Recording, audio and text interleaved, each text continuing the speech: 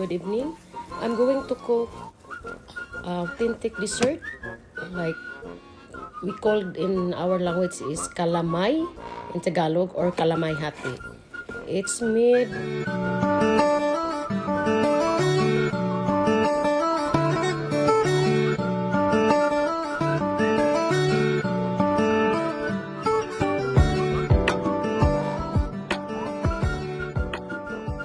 Hello, good morning everyone.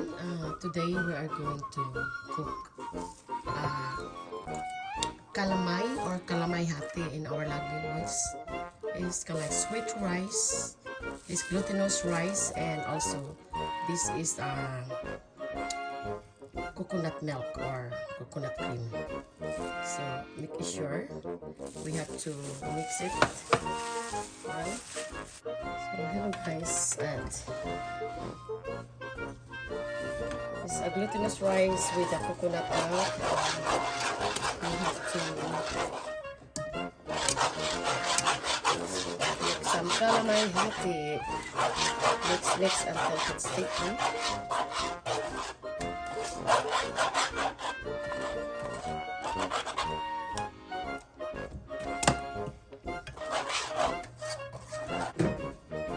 So this glutinous rice and 2 cans of coconut milk, and a little bit of sugar.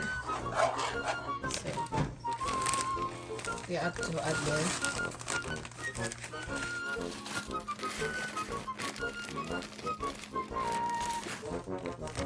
Let's make sure.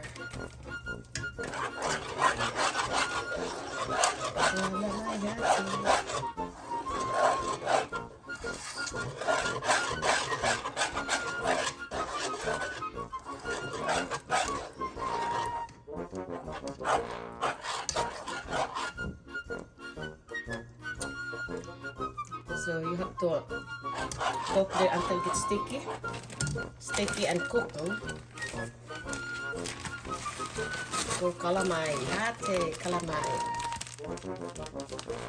That's enough.